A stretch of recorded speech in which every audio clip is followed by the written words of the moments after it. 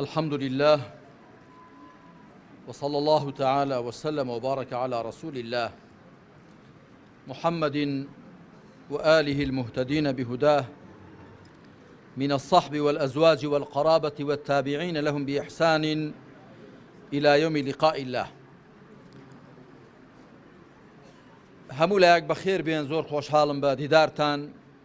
بەتایبەت مامۆستایانی بەڕێز. دیارە ئێمە ئەم کۆڕ و مەجلیسەمان زیاتر بۆ مامۆستایانی بەڕێز واتە ئەهلی منبەر و میحراب ساز کردووە. خۆشحاڵم کە بە دیداری ژمارەیەکی زۆر لە مامۆستایانی ئەم دەڤەرە خەلیفان و دەوروبەری شاد دەبم. هەروەها لەگەڵیشیاندا ژمارەیەک لە ڕیسپیان و لە چین و توێژەکانی دیکە و ژمارەیەک لە خوشکانی بەڕێزیشمان. خوا بە لوتف و کەڕەمی خۆی یارمەتی هەموو لایەکماندا هەرچی زیاتر بەندایەتی خۆمان بۆ خوا قوڵتر کەینەوە، ساختر و چاکتری کەین. دیارە و بابەتەی کە من ئامادەم کردووە لەژێر ناونیشانی چێ شایستەی منبەر و میحرابە. مامۆستایانی بەڕێز، گومانی تێدا نییە کە پێغەمبەری خاتەم محەممەد صلی الله عليه وسلم ئەوەی کە بۆ ئێمەی بە میرات بەجێ هێشتووە بریتە لەو وەحیەی خوای پەروەردگار کە لە قورئاندا و پاشان لە ڕێباز و ڕێوشوێنەکەی خۆیدا بەرجەستەیە. چێن ئەوانەی کە ناوی میراتگرێتی و جێگرایەتی پێغەمبەریان لەسرە صلی الله عليه وسلم بە پلەی یەکەم، بە تاکید ئەوانن کە لەسەر منبەرەکەی پێغەمبەر عليه الصلاة والسلام دەوەستن و لە میحرابەکەیدا پێشنوێژی و ئیمامەت بۆ خەڵکی دەکەن. بۆیە من زۆر بە پێویستم زانی کە ئەوە لەم کۆڕ و مەجلیسەماندا بەو پرسیارە دەست پێ بکەم: چێ شایستەی منبەر و میحرابە؟ بەواتایەکی دیکە چێ جێگر و میراتگری پێغەمبەرانە عەلەیهیم الصەڵات وەسەلام. من لە چوار تەوەردا قسەکانی خۆم پوخت و خولاسە دەکەمەوە. لە تەوەر یەکەمدا پلەپێگەی ئەهلی منبەر و میحراب دەخەمە ڕوو، کەسانێک کە دەستنە سەر منبەری پێغەمبەر صلی الله عليه وسلم وەلەو شوێنە بەرزەوە، بەرزی هەم بە معنای مادیەکەی هەم بە معنای معنەویەکەی، لەو شوێنە بەرزەوە ڕوو دەکەنە ئومەت، ڕوو دەکەنە مسلمانان و دەیاندوێنن و پەیامی خۆیان پێڕادەگەێنن و لە میحرابی پێغەمبەردا عەلەیهی سەڵات وەسەلام ڕادەوەستن و ئیمامەتی و پێشنوێژی بۆ مسلمانان دەکەن. ئەوانە چ پلە و پێگەیەکیان هەیە؟ تەوەری دووەم باسی خەسڵەتە پێویستەکانی ئەهلی منبەر و میحراب دەکەین. کەسانێک کە ئەهلی منبەر و میحراب بن دەبێ ڕازاوە بن بە چ جۆرە خەسڵەت و سیفەتێک تاکو شایستەی ئەوە بن کە بچنە سەر منبەری پێغەمبەر عەلەیهی سەڵات وەسەلام و لە میحرابی پێغەمبەردا و پێش خەڵکی بکەون. و تەوەری سێیەم باسی چەند هەڵە و پەڵە و کەم و کوڕیەک کە دەبێ خۆیان لێ بپارێزرێ دەکەم لەلایەنی ئەهلی منبەر و میحرابەوە. و تەوەری چوارەم و کۆتایش باسی چارەسەری ئەو کەم و کوڕی و لادان و خلیسکانانە دەکەم کە ئەهلی منبەر و میحراب گیرۆدەیان دەبن چارەسەر چییە. و لە کۆتایشدا دیارە ڕوویەک دەکەمە خەڵک و جەماوەری خۆمان، جەماوەری مسلمان کە دەبێ ئەوانی لەگەڵ ئەهلی منبەر و میحرابدا لەگەڵ مامۆستایان و جێگرانی پێغەمبەردا عەلەیهی سەڵات وەسەلام چۆن مامەڵە بکەن. با بێمە سەر تەوەری یەکەم، پلەپێگەی ئەهلی منبەر و میحراب. مامۆستایانی بەڕێز، من نەهاتوم بەڕاستی ئەو ئایەتانە و ئەو فەرمایشتانەی پێغەمبەر عەلەیهی سەڵات وەسەلام کە زۆر زۆرن لەبارەی زانایانەوە لەبارەی جێنشینانی پێغەمبەرانەوە عەلەیهیمو سەڵات وەسەلام بۆتان بخوێنمەوە. هەروە ئاماژەیەکی کورد دەکەم بە 3 ئاەت لە قورئاندا. یەکیان ئاەتی ژمارە 32 لە سوورەتی فاتر کە خوا دەفەرمێ ثم أورثنا الكتاب الذين اصطفينا من عبادنا. خوای پەروەردگار باسی ئەزمموی دینداری ئومەتانی پێشوو دەکات، دوایی دەفەرمێ پاشان کتێبی خۆمان کردە میراتی ئەو بەندانەمان کە هەڵمابژاردوون. کەواتە هەر کەسێک کەم و زۆر ئەهلی قورئان بێ و شارەزا بێ لە دینی خوادا، ئەوە بە ئەندازەی ئەوە کە ئەهلی قورئانەوە کارلێک لە قورئان دەکاوە پابەندە بە ڕێبازی پێغەمبەرەوە عەلەیهی سەڵات وەسەلام و بەر ئەو موژدەیە دەکەوێت کە خوا هەڵی بژاردووە. یەکەم بەندەی خوایە نەک بەندەی شتی دیکە، و پاشان هەڵبژێردراویشە لەلایەن خواوە. هەڵبەتە دوایی خوای پەروەردگار پۆلێنیان دەکا فمنهم ظالم لنفسه ومنهم مقتصد ومنه سابق بالخيرات بإذن الله ذلك هو الفضل الكبير. بەڵام ئەوەی ئەمن ئیستیشادی پێ دەکەم بە بەڵگەی دێنمەوە هەر ئەوەیە کە خوا دەفەرمێ کتێبی خۆمان بەخشی بەو عەبدانەمان کە هەڵمان بژاردوون، کە ئەوە پێگەیەکی زۆر گەورەیە. خوا کەسانێک هەڵبژێرێ بۆ ئەوەی لە کتێبی خۆیدا لە وەحی خۆیدا لە بەرنامەی خۆیدا شارەزایان کە پێگەیەکی زۆر گەورەیە و پلەیەکە بە هەموو کەس نادرێ. بۆیە هەر کەسێک خۆی لەسەر مینبەری پێغەمبەر عەلەیهی سەڵات وەسەلام بینێەوە، خۆی لە میحرابی پێغەمبەردا بینێەوە، خۆی بە ئەهلی قورئان زانی، دەبێت زۆر دڵی بە خۆی خۆش بێ، بەڵام لە هەمان کاتیشدا دەبێت زۆریش لە خۆی وریابێ. ئینسان هەتا شوێنی بڵندتر بێ ئەگەر بکەوێتە خوار زیاتر عەزیەتی پێدەگا، و ئینسان هەتا شوێنی بڵندتر بێ خەڵک زیاتری دەبینێ، و ئەو کەسەی کە شوێنی بڵندتر بێ هەموو جۆرە بایەک دەیگرێتەوە، دەبێت زۆر لە خۆی وریابێ. ئاەتی دووەم کە ئاماژەی پێ دەکەم ئاەتی ژمارە 18 لە سوورەتی ئالی عیمران شهد الله أنه لا إله إلا هو والملائكة وأولو العلم قائما بالقسط. خوا دەفەرمێ خوا شایەدی دا کە جگە لەو پەرستراوێکی دیکە نییە، پەرستراوێکی دیکەی شایستەی پەرستران، و فریشتەکانیش شایەدیاندا و ئەهلی زانستیش و ئولو العلم ئەوانی کە خاوەنی زانیاریشن. ئەوەش شتێکی زۆر گەورەیە. خوا سبحانه وتعالى دوای شایەدیدانی خۆی لەسەر وەحدانیەتی خۆی باسی شایەدیدانی فریشتەکان دەکا، لە دوای وان یەکسەر باسی شایەدیدانی ئەهلی علم و زانایان دەکا. ئاەتی سێم کە ئاماژەی پێ دەکەم ئاەتی ژمارە 11 لە سوورەی مجادیلە. خوا دەفەرمێت يرفع الله الذين آمنوا منكم والذين أوتوا العلم درجات. خوا ئەوانەتان کە ئیمانیان هێناوە بەرزیان دەکاتەوە. ئینسان بەهۆی ئیمانەوە بەرز دەبێتەوە. هەر کەسێک ئیمانی هێنا بەرزە لە لای خوا، بەرز دەبێتەوە. بەڵام والذين أوتوا العلم درجات دەبێت ورد بینەوە دوایی کە ئەو زانایانە کامانن کە لە بڕواداران پلەیان بەرزترە. ئەوە وە نەبێ هەر کەسێک کە شارەزا بوو بەبێ هیچ مەرجێکی دیکە یەکسەر لای خوا بەرز بێ، نە، ئەویش مەرجی خۆی هەیە. وەکو گوتم پێویست ناکە زۆر ئاەت و فەرمایشتان بێنم، هەر ئەم 3 ئاەتە مبارەکە بەسن بۆ ئەوە کە بزانین پێگەی و پلەپایەی ئەوانەی کە بە میراتگری پێغەمبەران عەلەیهیمو سەڵات وەسەلام بە جێنشینی پێغەمبەران دادەندرێن و دەستن سەر مینبەرەکەی پێغەمبەر عەلەیهی سەڵات وەسەلام و لە میحرابەکەی دادەوەستن زانین چ پلەپایەکی بەرز و چ پێگەیەکی مەزنیان هەیە. بێمە سەر تەوەری دووەم، خەسڵەتە پێویستەکانی ئەهلی مینبەر و میحراب. ئەوانەی کە ئەهلی مینبەر و میحرابن تەمان بۆی ئەو وشەیەم بەکارهێناوە، چونکە خۆتان دەزانن کە لە ئیسلامدا مەدحی زانایان کراوە، مەدحی زانایان. خوا نەیفەرموو مەلا، نەیفەرموو شێخ، نەیفەرموو مامۆستا، فەرموویەتی زانا. ئەوانەی زانیاریان پێدراوە ئینەما یەخشە الله من عیباده العولەما. جامبەرز نییە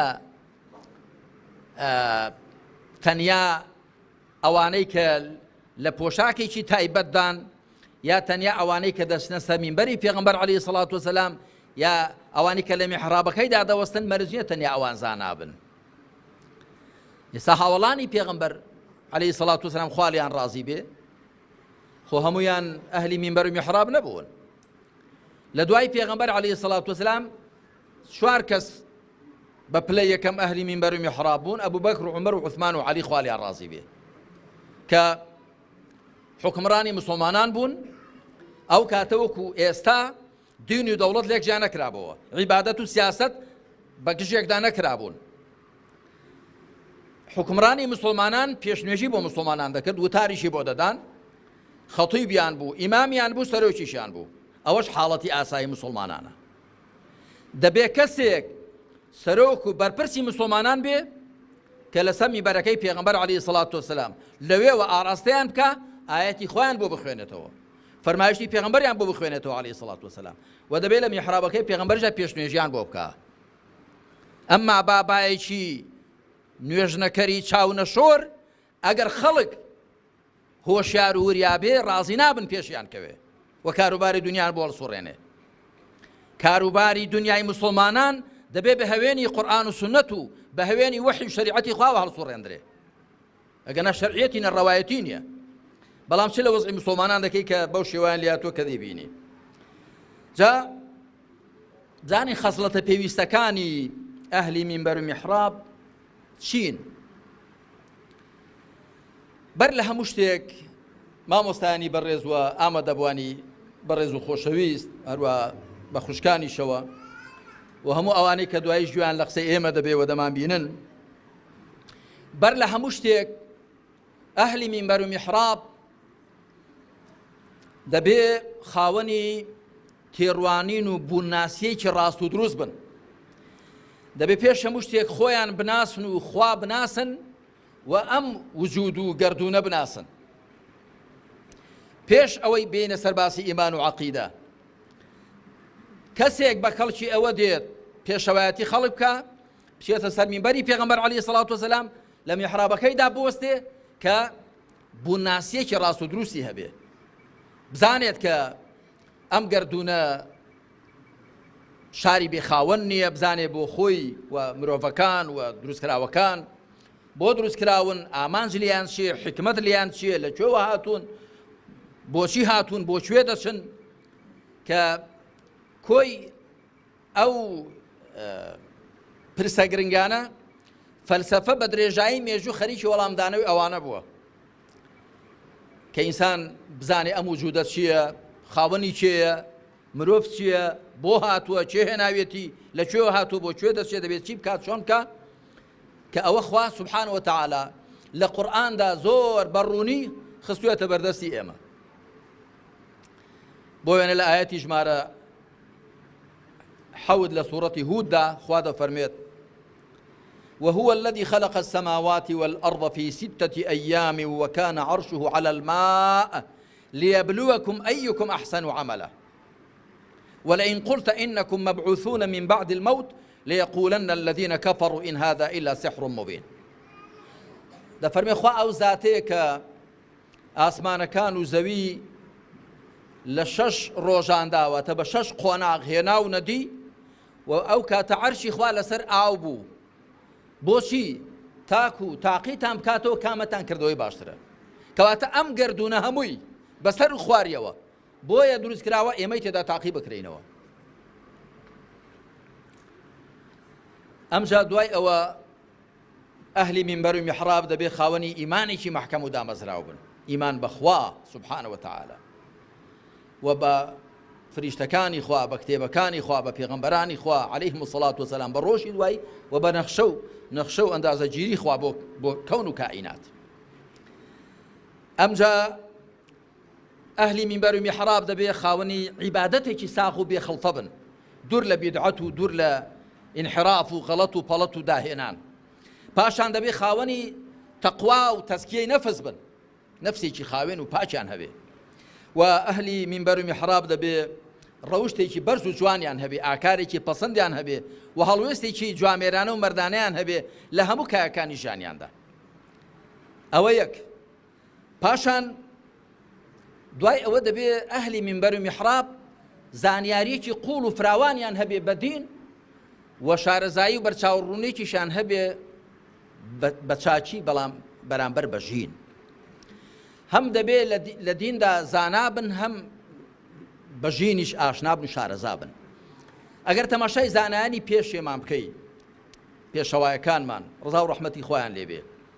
وەکو چۆن شارەزای وەحی خوا بوون زۆریش ئاشنای ئەهلی دنیا بوون یعنی بۆ وێنە گەر وێنەیەکتان بۆ بێنمەوە ئەبوو حامدی غەزالی کتێبێکی گچکەی هەیە نامیلکەیەکە بە ناوی الکەشف والتەبین في غرور خلق الله ئەجمەعین نامیلکەیەکی گچکەیە بەڵام دێنێ هەموو چینەکان هەموو توێژەکانی کۆمەلگا باز دەکا زانایان نوختە زۆفیان چییە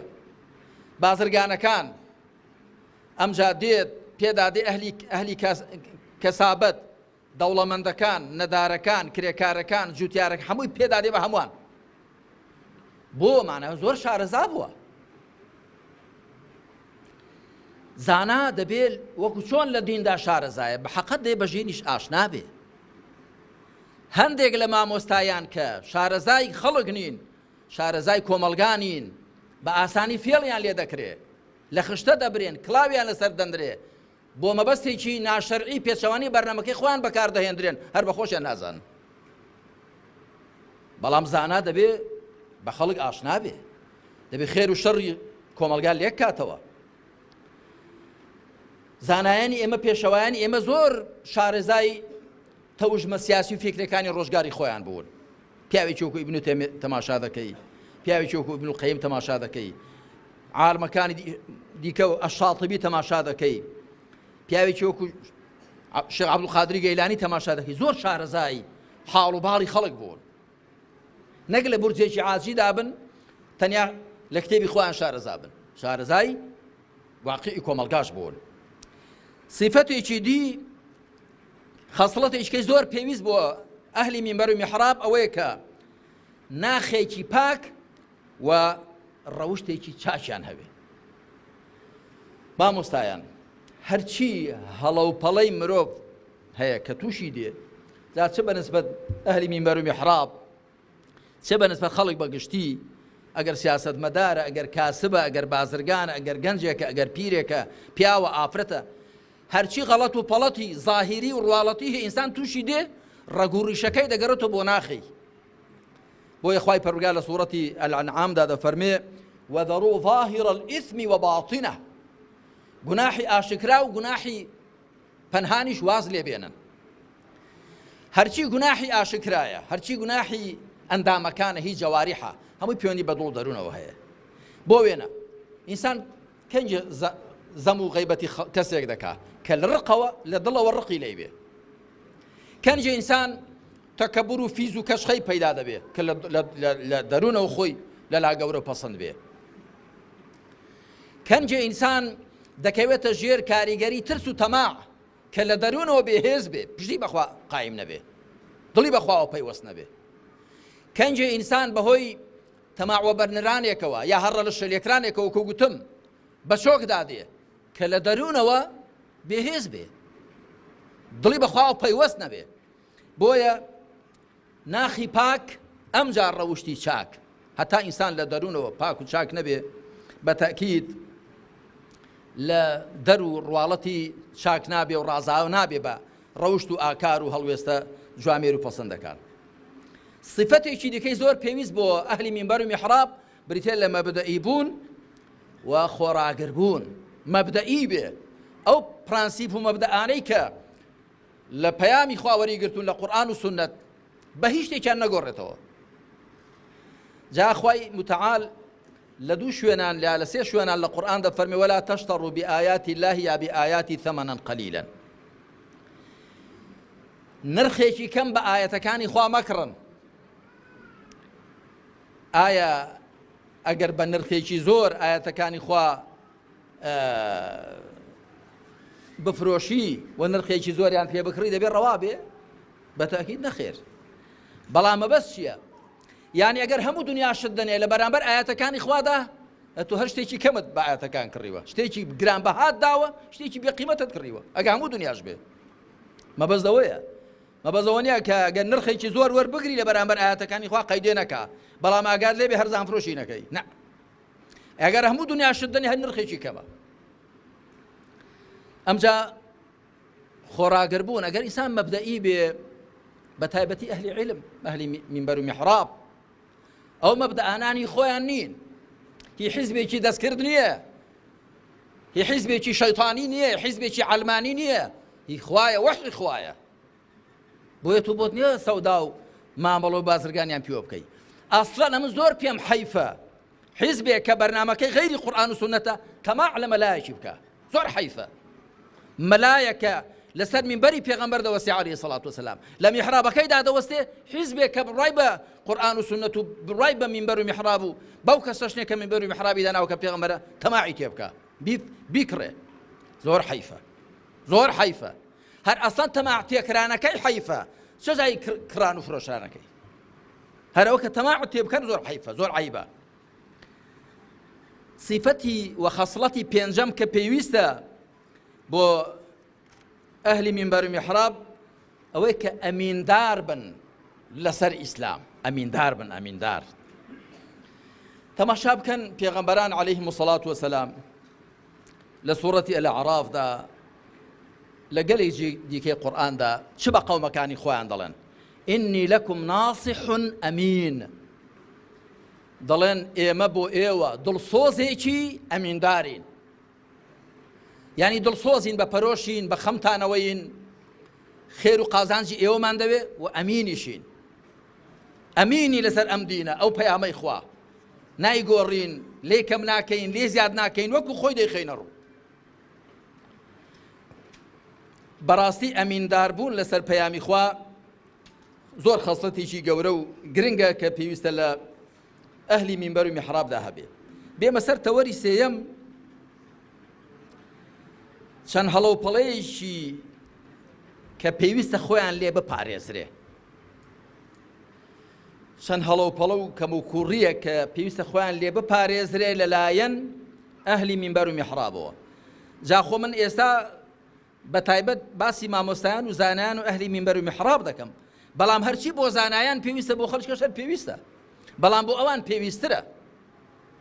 لەبەرەوەی خەڵک زیاتر دەیان بینێ و خەڵک زیاتر لیان چاوەڕ دەکا گەر ناخۆ مامۆستایان و زانایانیش هەر ئیماندارانن خۆ پێشێ دەبێ هەمومان ئیماندار بین جا ئەوجا لەنێو ئیمانداراندا هەندێکیان پسپۆڕ و شارەزاتر دەمن لە دیندا و پێشیان دەکەون هەرەوەندەیە هەرچەند شارەزابوون لە دین و بەرچاوڕوونی لە دینداریدا لەسەر هەموو موسڵمانێک فەرزە بەڵام هەمویان بۆیان ناکرێت تێیدا پسپۆڕ و شارەزابن هەندێکیان وەکو خوای متعال لە سوورەتی تەوبەدا دەفەرمێ وما كان المؤمنون لينفروا كافة فلولا نفر من كل فرقة منهم طائفة ليتفقهوا في الدين ولينذروا قومهم إذا رجعوا إليهم لعلهم يحذرون دەفەرمێ بڕواداران نابێ هەمویان تێکرا بچن بۆ جەنگ و جیهاد دەبێت لە هەر کۆمەڵەیەکی زۆریان دەستەیەکیان کۆمەڵێکیان بچن بۆ ئەوەی لە دیندا شارەزابن دوای بگەڕنەوە بۆ لای خەڵکەکان و ئاگاداریان بکەنەوە بەڵکو خۆ بپارێزن ئەگەر ناموسڵمان دەبێ هەمووی هەر هەوڵدن شارەزابن بەرچاوڕوون بن ئەو هەڵەوپەڵانەی کە من باسییان دەکەم لە دوو بواردا باسییان دەکەم یەکەم لە بواری قسە و وتار و ئامۆژگاریدا دووهەمیش لە بواری ئاکار و ڕەفتار و هەڵوێزدا بەڕاستی مامۆستایان ئەگەر ئەمڕۆ چاوێک بە ئەهلی منبەر و میحرابی وڵاتی خۆماندا بخشێنین لە هەرێمی کوردستاندا فراوانتریش بڕۆین چەند شتێک دەکەونە بەرچاو چەند هەڵەیەک چەند کەم و کوڕیەک چەند عەیبێک کە لەم ئەهلی منبەر و میحراب ناوەشێنە دەبێ خۆیان لێ بپارێزێ یەکێک لەوانە بەبێ زانیاری قسەکردن و فتوادان بەبێ زانیاری قسەکردن لەبارەی دین و بەبێ ساغکردنەوەی مەسەلەیەکی شەرعی فتوادان پێغەمبەری خاتەم صلى الله عليه وسلم پێشەوەی بڕۆین بۆ هاوڵان و پێشەوەی بڕۆین بۆ پێشەوایان پێغەمبەری خاتەم عليه الصلاة والسلام پرسیاری لێ کراوە لەبارەی سێشتان فەرموویەتی نایزانم چاوەڕێ بکەن دوای وەڵام دەدەمەوە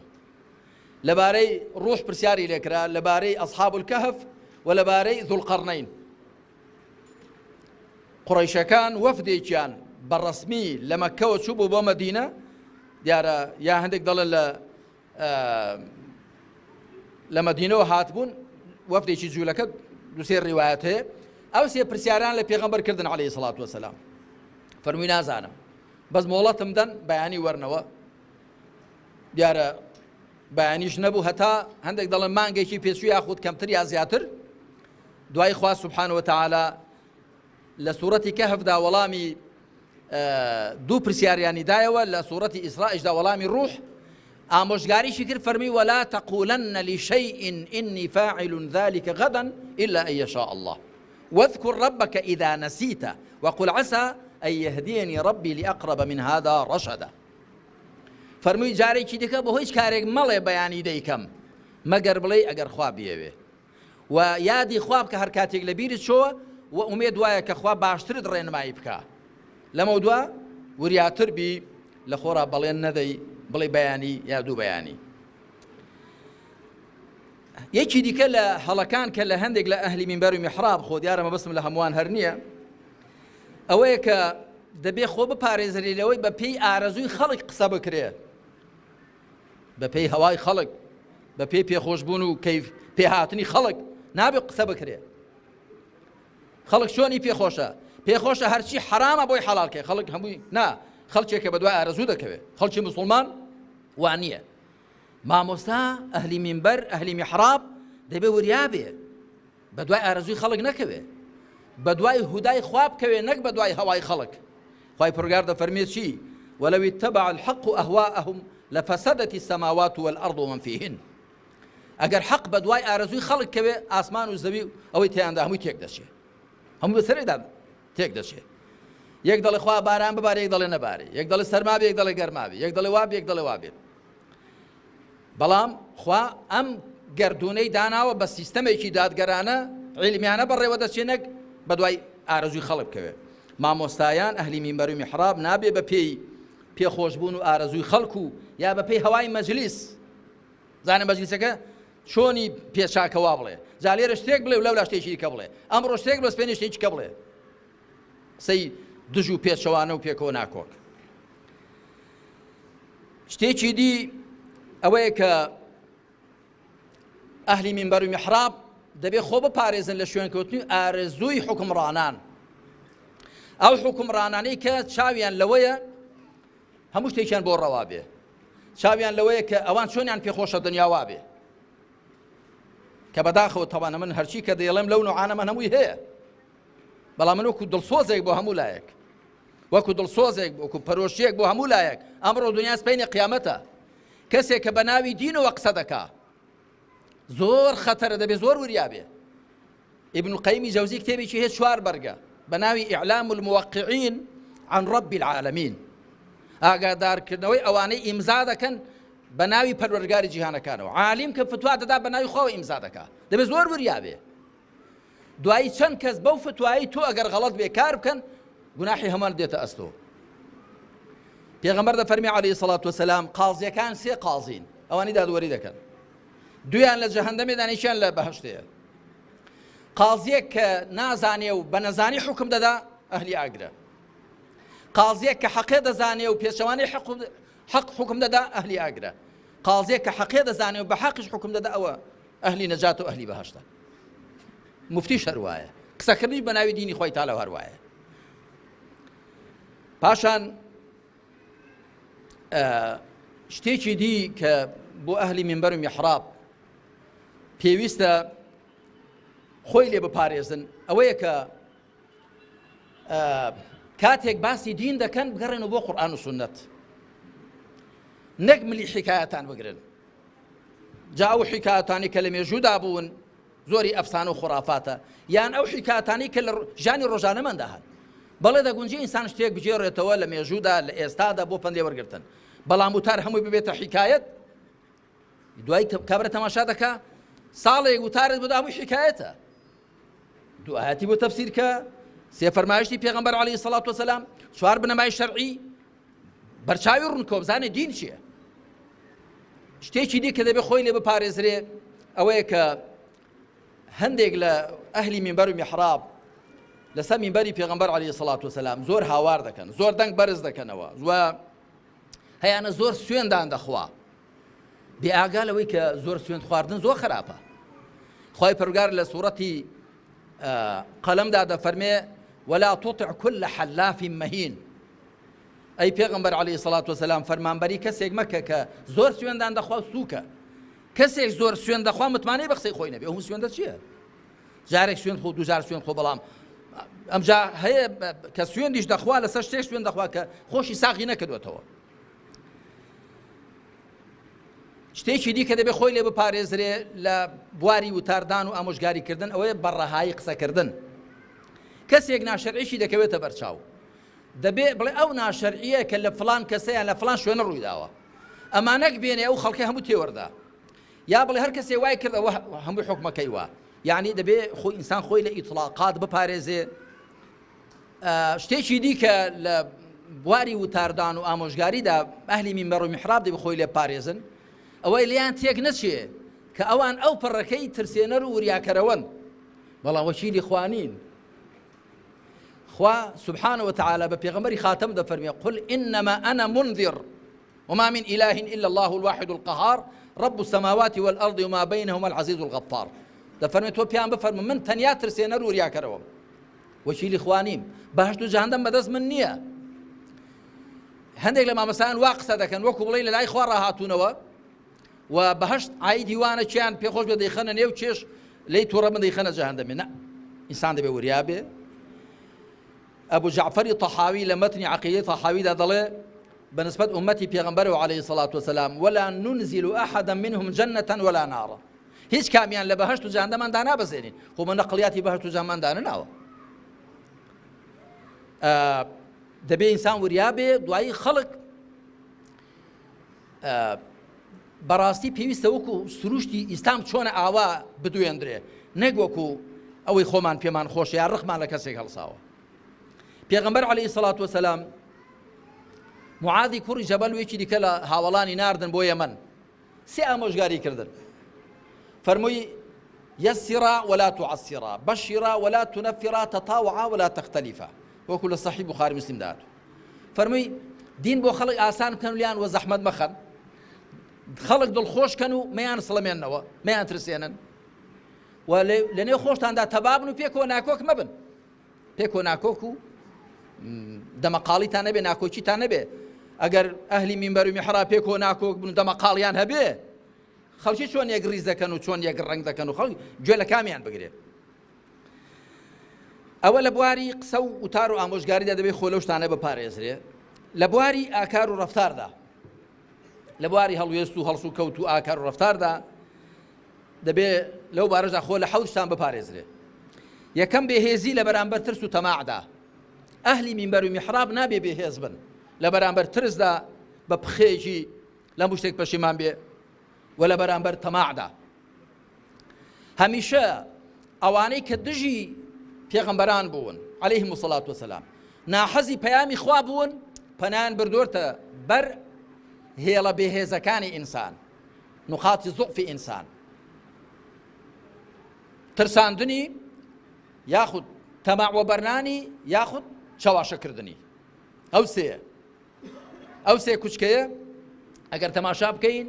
لە بەسەرهاتی موسا عەلەیهی سەڵات وسەلام و فیرعەوندا خوا سبحانه وتعالى باسی ئەو سێ دەکا. باسی فیرعەون دەکا،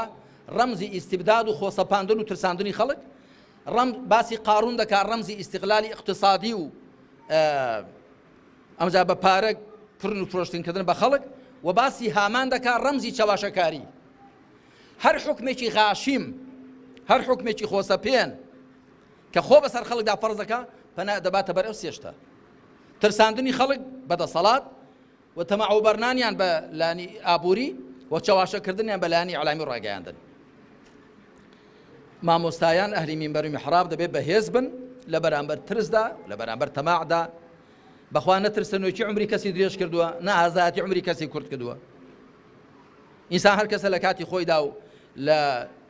بەو شێوەیە کە خوا بۆی بڕیارداوە لەو کاتەدا ئەم دنیا بەجێ دێڵێ ئەگەر هەموو دنیا کۆ بنەوە ناتوانن سعاتێک ژیانی تۆ درێژکەنەوە یاخود کەمیکەنەوە خوا چۆنی بڕیارداوە هەروە دەبێت هەڵبەتە مامۆستانەوە بۆ خەڵک بازەکەن دێ بۆ خۆیان بەکردەوە لە خۆیاندا پراکتیزە بکەن جا بۆ زانیاریتان قسەکردن سەهلە بەڵام ئیشپێکردنی ئاسان نییە شتێکی دیکە لە ڕووی هەڵسوکەوت و هەڵوێستەوە دەبێت خۆی لێ بپارێزرێ بێهێز و پێزی لە بەرامبەر هەوا و ئارەزوودا یعنی ئەهلی مینبەر و میحراب دەبێ وەکو چێ وابن لە بەرامبەر شەهەوات و شوبوهاتدا دەبێت زۆر دامەزراو بن چونکە بەڵێ بەشەرە تووشی هەڵەدێ بەڵام حەقیقەت دوایی ئەهلی مینبەر و میحراب ناحەزیان زۆرن خەڵک لیان لە کەمین و لە بۆسەدایە هەر کەسێکیان غەڵەتێک پەڵەتێکی هەبێ دوایی کوتکوتە هۆڵی بۆ دەست دەدەنێ بۆیە زۆر لە خۆی بریابێ وەکو گوتم ئینسان تا شوێنی بڵندتر بێ خەڵک زیاتری دەبینێ خاڵێکی دی بریتێ لەوە کە خۆ بپارێزرێ لە خۆپەسەندی و خۆبەزلگری و خەڵک پێ خراپ بوون ئەهلی عیلم و ئەهلی مینبەر و میحراب ئەگەر خوا ڕوحمیان پێ بکا دیارە هەڵبژێردراوی نێو خەڵکن بە مەرجەکان و سیفەتەکان لە خۆیاندا بێن نەدی بەڵام نابێ ئەوە وایان لێ بکا کە لەلایەن خۆیان لەلا زل بێ قسەی حەق وەرنەگرن پێشنیار ڕەخنە وەرنەگرن و پرسیار نەکەن ڕاوێژ نەکەن بە خەڵک یاخود خەڵک پێیان وابێ کە خەڵک هەموو بە هیلاک چووە ئەو ڕەشبینی و بەخشینەوەی ڕەشبینی بە نێو خەڵکدا شتێکی خراپە شتێکی دی بریتێ لە ئەوە کە ئینسان لەبەرەوە کە شارەزایە لەبەرەوە کە ئامۆژگاری خەڵک دەکات دەبێت لە خۆی لە خوان وریابن ئەهلی مینبەر و میحراب کە لە کەوری خۆیان دەرنەچن بەوە لە خۆبایی نەبن پێوانە بێ لەبەرەوەی کە لە نوێژدا لە پێشەموانەوەیە پێوا بێت بۆ بەهەشتێک لە پێشەموانەوەیە یا لەبەرەوەی کە لە سەر مینبەر لە هەمان بڵینترە پێوا بێ لە بەهەشتێش دەرەجەی لە هەمان بڵینترە نا لە بەهەشتی حساب و کتاب بە تەقوایە بەکردەوەی چاکە بە ئیخلاسە بە بۆ خوا سوڵحانە کە مەرجیش نییە چێ چۆتە سەر شوێنیشی بڵندتر لە بەهەشتێش لەوان بڵینتر بێ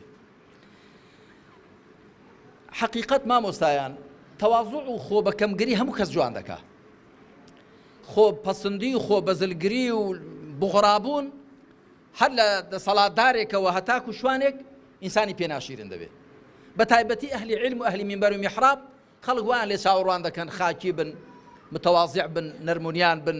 خوان پێ لە خەڵکی زیاد نەبێ بەوە زیاتر دەچنە دڵی خەڵکەوە سیفەتێکی دی کە دەبێت هەڵوێستێکە کە دەبێت خۆی لێ بپارێزرێ شەرمکردن لە گوتنی حەق و ڕاگەیاندن و ڕوونکردنەوەی ڕاستیەکانی ئیسلام بەو شێوەیە کە لە قورئان و سوننەت داهاتوون بەڵێ تۆ دەگونجێ ڕاستیەک لە شوێنێک نەڵێی کاتی نەهات بێ یا بۆ شوێنە گونجاو نەبێ بەڵام کە گوتت دەبێت خوا چۆنی فەرمووای بڵێ گرنگە ئینسان دەبێت حەقێ بڵێ مەرجی هەموو حەقەکە بڵێ بەڵام کە گوتت دەبێت وەکو خوا دای بەزاندۆ بۆ شێ بیڵێ شتێکی دی کە دەبێت خوایان لێ پارێزن ئەهلی مینبەر و میحراب تێکەڵی لەگەڵ ئەهلی دنیا وەکو تەماعکردن لە دنیای ئەوان پێغەمبەر عەلەیهی سەڵات وەسەلام فەرموویەتی خراپترین خواردن خواردنی وەلیمەیە لەبەرەوەی دەوڵەمەندان و ناسراوانی بۆ بانگ دەکرێن بەڵام خەڵکی هەژار و نەداری لێ تەرک دەکرێت عالیم دەبێ وریا بێ ئێمە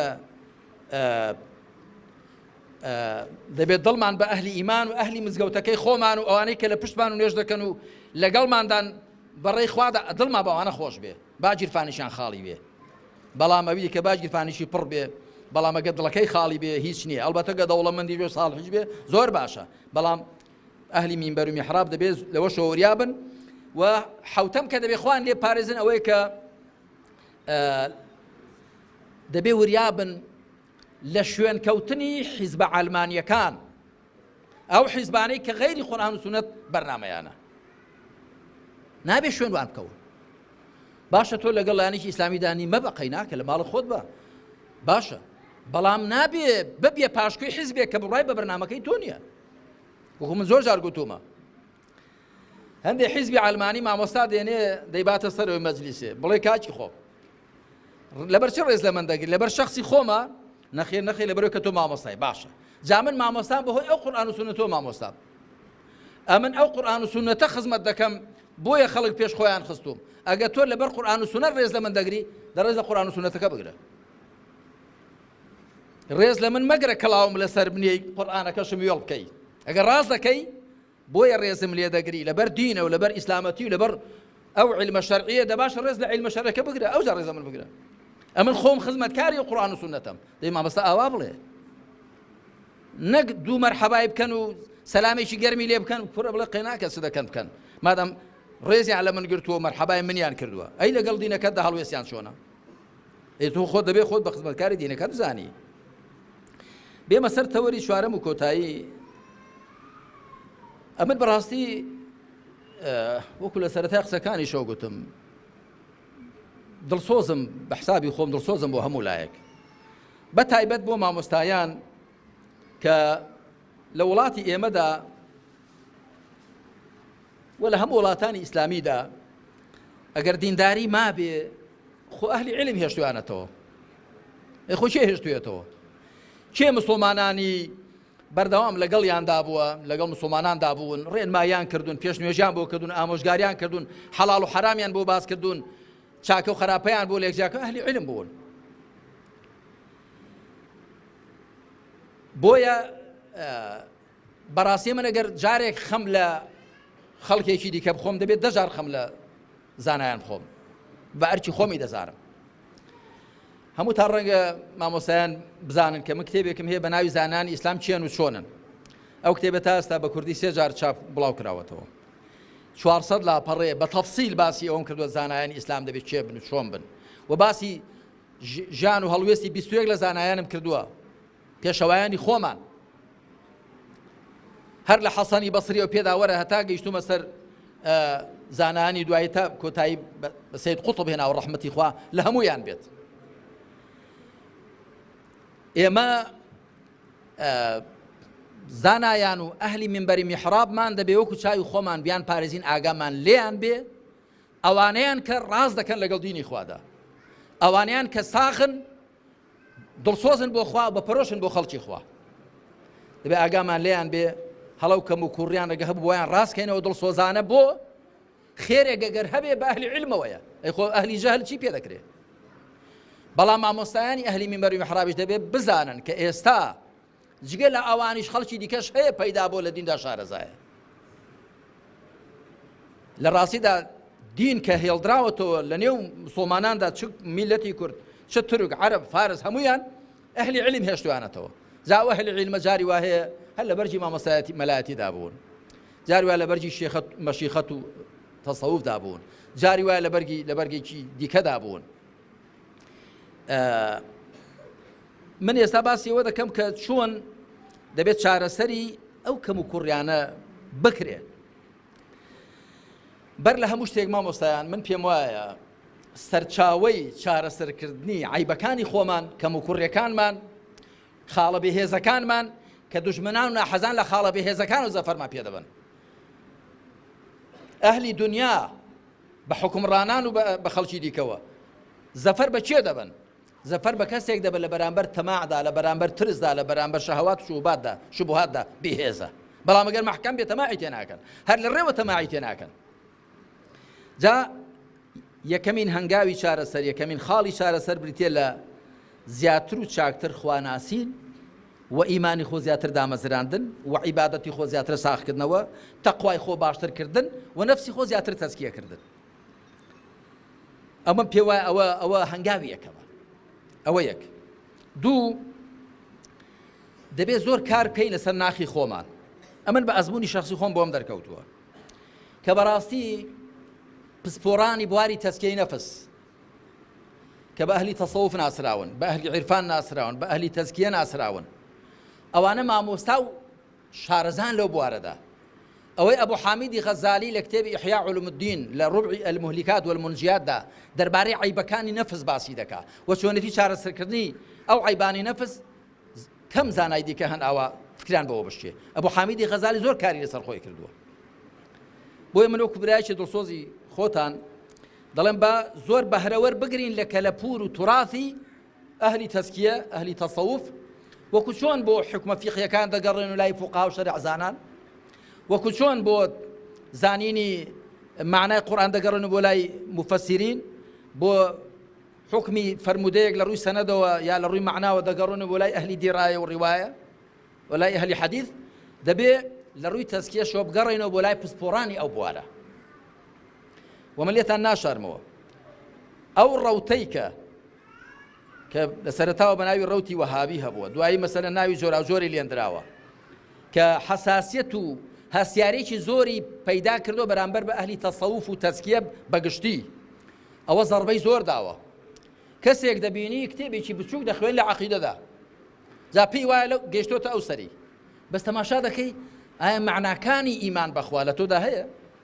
ئەوەی کە ئەهلی تەزکیە باسی دەکەن ئەوەی کە علەما و ئەئیمەی ئێمە باسی دەکەن چێژ لە عیبادەت دەکەی یادی خوات چەند هەیە چەند نەفسی خۆت دەتوانی بشکێنیەوە دەتوانی لەگەڵ خۆتدا